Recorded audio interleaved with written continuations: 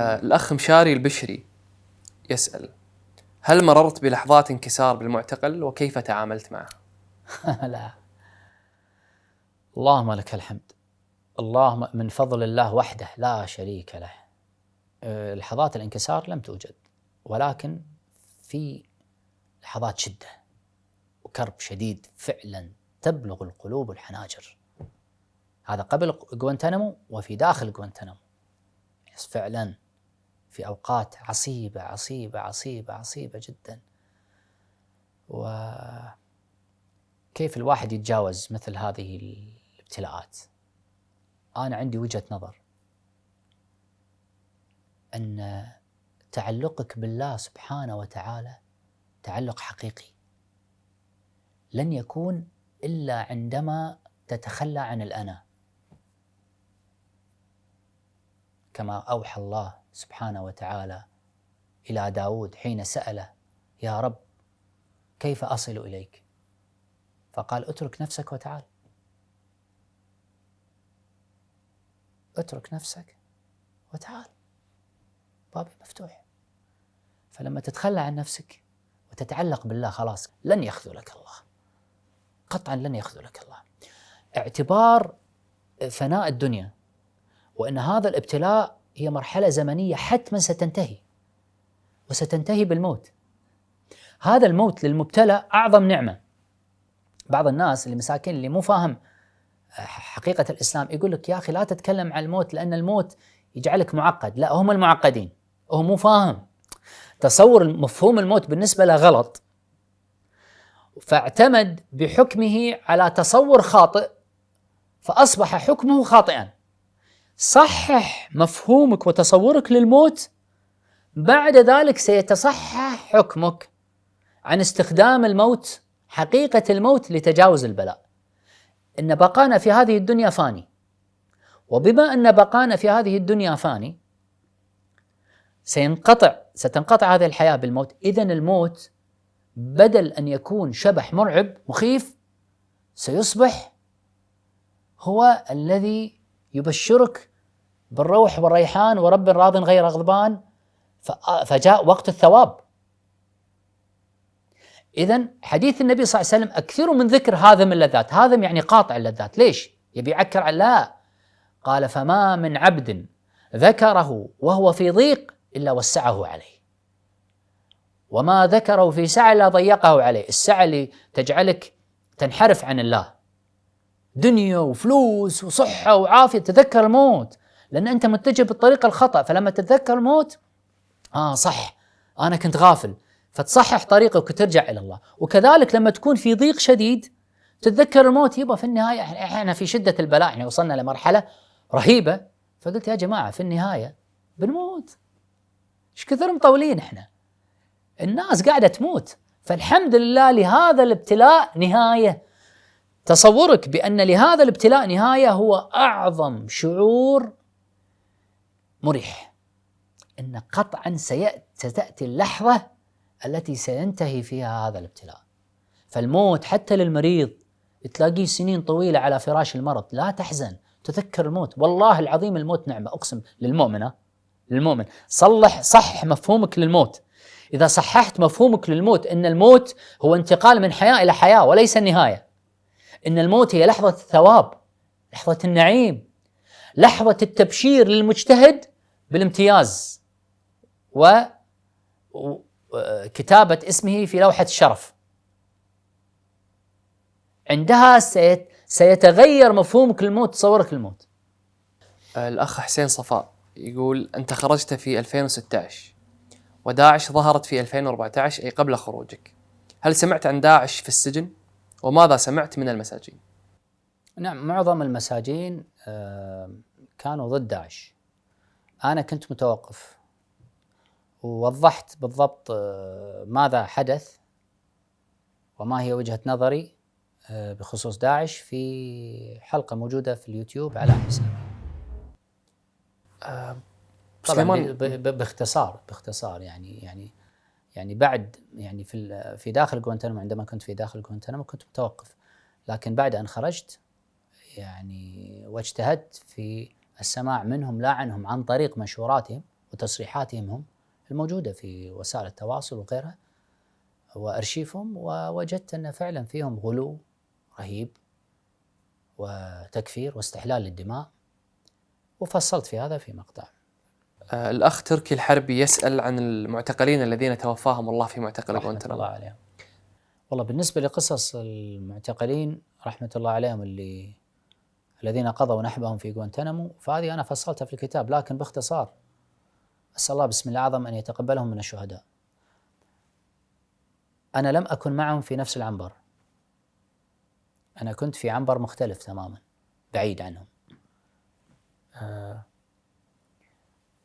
لكن عندما أبلغت بأن هناك مجموعة من المعتقلين أسأل الله سبحانه وتعالى أن يتقبلهم قضوا نحبهم وزعم الأمريكان أنهم انتحروا، فأنا أعرف الوضع في غوانتنامو، ومثل ما وضحت لكم بالصور وهناك فيديوهات كذلك توضح أن الجنود يقطعون العنبر ذهابا وإيابا طوال الوقت، وأنت لا تملك في الزنزانة أي شيء، أي آلة حادة ولا أي شيء، ما عندك إلا الشرشف ولا يوجد شيء تعلق به إلا اللهم في المعسكر الأول والثاني والثالث اللي فيه الفتحات، لكن السقف ليس عالي، السقف ليس عالي.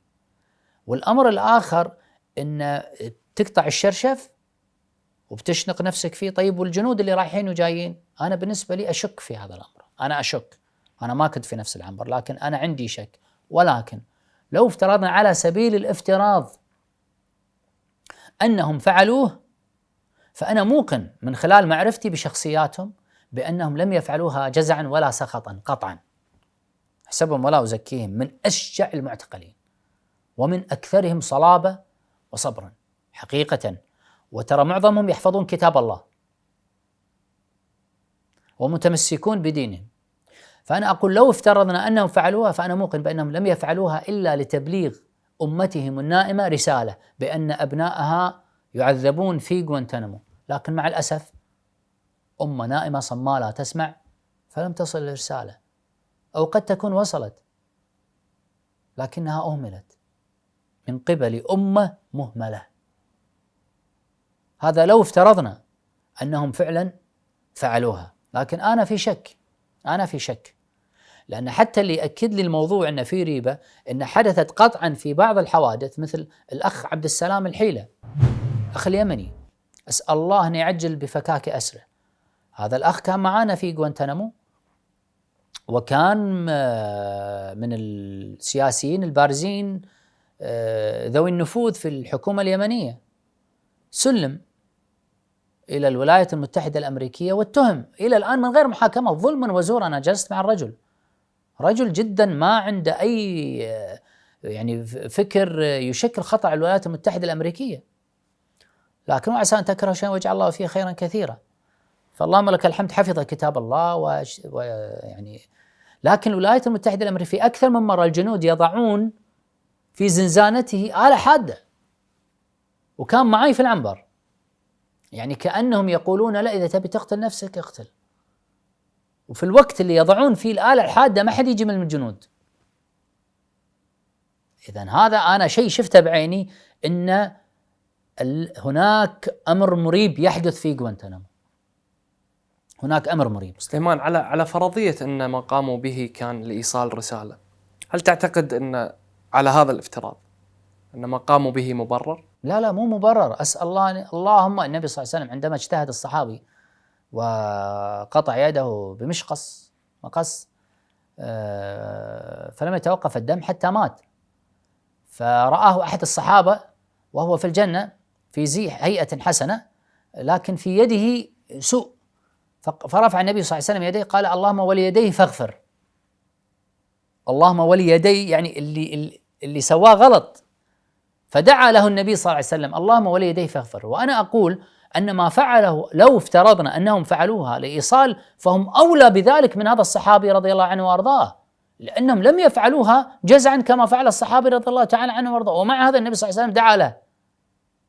وهذا لا يبرر بأن الانتحار جزعا كبيرة من الكبائر، لكن ما فعلوه ليس جزعا وهو خطأ لا شك.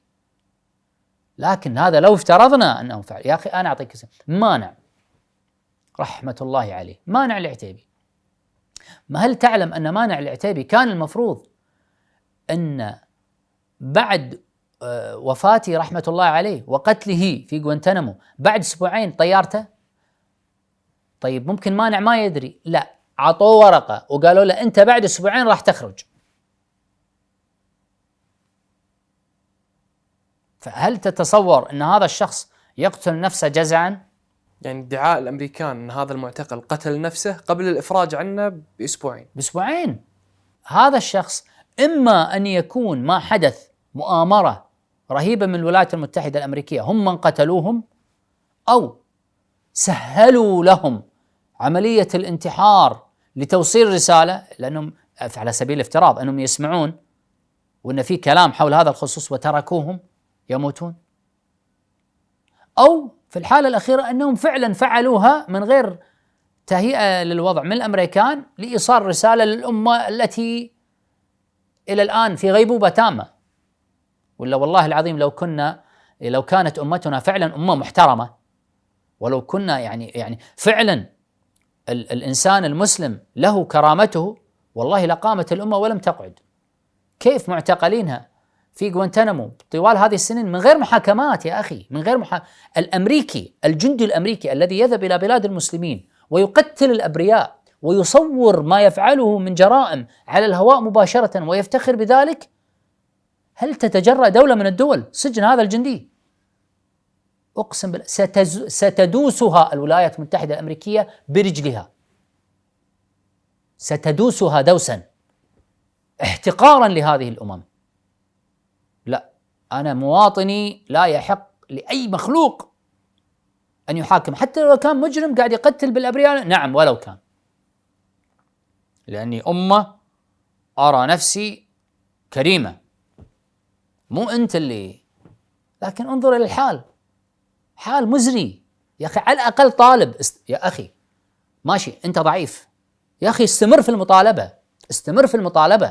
إلى الآن في معتقلين من أبناء بلدك، من مواطنينك موجودين في غوانتنامو، استمر في المطالبة، نطالب بالإعلام، اجعل الناس يسمعون، اجعل الشعب يشعر أنك أنت لا، في الكواليس المظلمة أنا قاعد أطالب، وأنت أصلا لا طالب ولا شيء.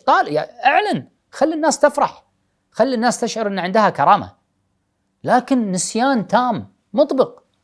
والله العظيم لو كانوا هؤلاء ينتمون لأي دولة غربية والله لا طالبوا بهم ليلا نهارا. أسأل الله أن يهدي الأمة يعني. سؤال الأخ أنس زيدان: هل رأيت خالد الشيخ محمد ورمزي بن الشيبة في غوانتنامو؟ طبعا أبو سليمان، هذا المكان الأكثر غموضا في السجن الأكثر غموضا. أحسن. المعسكر السابع، يعني المعلومات عنه جدا قليلة، المعلومات عن معتقليه جدا قليلة. يعني حسب اللي قريناه بالكتاب ان المعسكر السابع يمكن اخباره اصلا انتم ما شفتوها، انتم نقلت لكم من صحيح المحامين والمحققين. ماذا تعرف عن المعسكر السابع؟ طيب. اولا المعسكر السابع هو لمن يسمون بالهاي فاليو ديتينيز، المعتقلون ذو الأهمية القصوى، المتورطون أو المتهمون، لأنه مو شرط أن عليه دليل، أو المتهمون بأحداث 11/9، خالد الشيخ محمد ومجموعة أنا ما أذكر أسمائهم موجودون في المعسكر السابع. هذا المعسكر السابع منفصل عنه تماما، انفراديات طوال الوقت، لا يوجد هناك جماعي. تمام؟ قبل 2 من خروجي أعطوا المعسكر السابع امتياز، وهو أنه عندما يخرج الشخص إلى المشي في قفصه المنعزل تماما، ويخرج شخص آخر في قفص آخر، طبعا ما يشوفون بعض، فسووا لهم امتياز، وضعوا هناك، طبعا بينهم جدار، وضعوا هناك مرآة، بحيث أن هذا الشخص ينظر إلى الآخر عن طريق المرآة، والآخر ينظر إليه عن طريق المرآة. امتياز بعد 14 سنة من وجودهم في، أو 13 سنة من وجودهم في غوانتنامو، أنه يشوف المقابل عن طريق المرآة. سليمان، كانوا هؤلاء معزولون منذ اللحظات الأولى في غوانتنامو؟ نعم، لم يلتقوا بأي معتقل آخر موجود معنا في كامب 1 2 3 4 5 6. كامب 7 منعزل، لكن هناك بعض يعني حتى جنودهم مختلفين عن جنودنا. يعني الشفتات احنا في المعسكر الأول ممكن يجيك في المعسكر الثالث، وممكن يخدم بعد فترة في المعسكر السادس أو ينتقلون، لكن جنود المعسكر السابع لا يأتون إلينا، خاصين في هؤلاء. هناك انفصال تام. ليش؟ علشان الجنود لا ينقلون الأخبار للمعتقلين. لكن الصليب الأحمر له يعني يستطيع أن يأتي إلى هؤلاء في المعسكر السابع، الصليب الأحمر. وبعض الصليب الأحمر يعني شخص سألهم كيف حال اللي في المعسكر السابع، فقال لهم الصليب الأحمر هؤلاء ناس طوال الوقت قرآن، لا كل ما دخلنا عليهم في الزنازين قرآن فقط. وفي هناك شخص أنا سألته كان معنا والأمريكان عارفين قصته، لكن كان معنا في العنبر،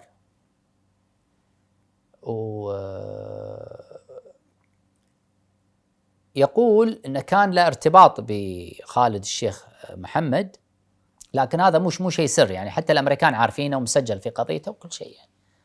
وهو ما عنده مشكلة، قال لهم يعني.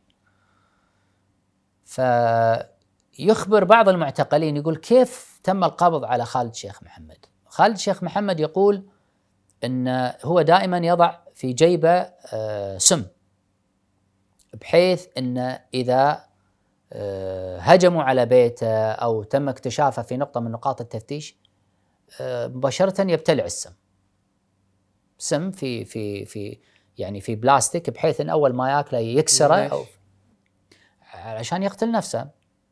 الظاهر لأنه يملك معلومات مهمة ممكن يؤذي فيها المسلمين، لا أعرف، أو يؤذي فيها آخرين من ينتمون إليه أو ممن له معهم علاقة.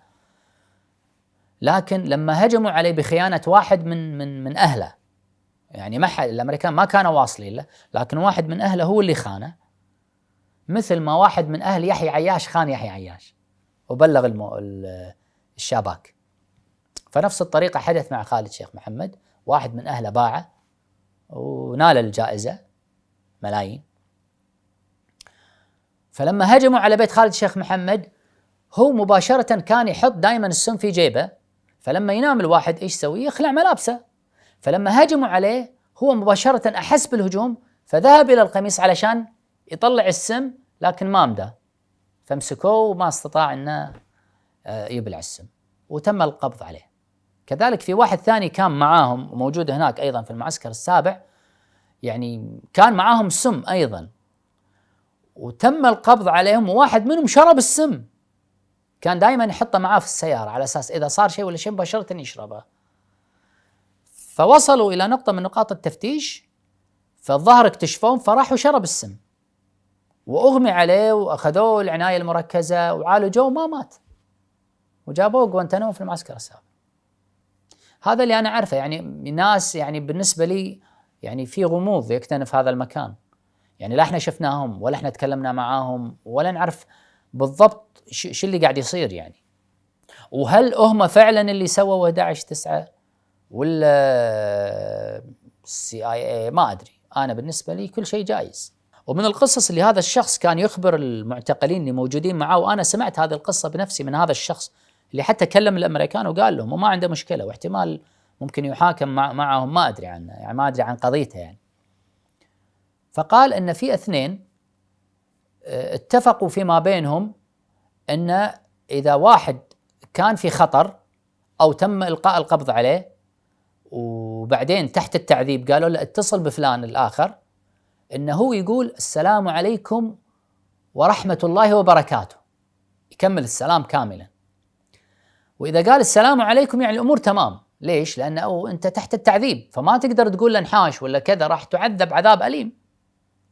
فهم اتفقوا إن إذا واحد منهم كان في خطر أو تم القبض عليه وقالوا له تعال كلم فلان إنه يجينا، لأنه مسوي لهم كمين، فيقول السلام عليكم ورحمة الله وبركاته، هذا الشخص ألقوا القبض عليه الاستخبارات الباكستانية، وعطوه التليفون تحت التعذيب، عذبوه عذاب شديد، وبعد العذاب الشديد قالوا له هذا التليفون وقول حق هذا فلان تعال. فأول ما مسك التليفون شنو قال؟ السلام عليكم ورحمة الله وبركاته، حتى الآخر يعرف أنه في خطر.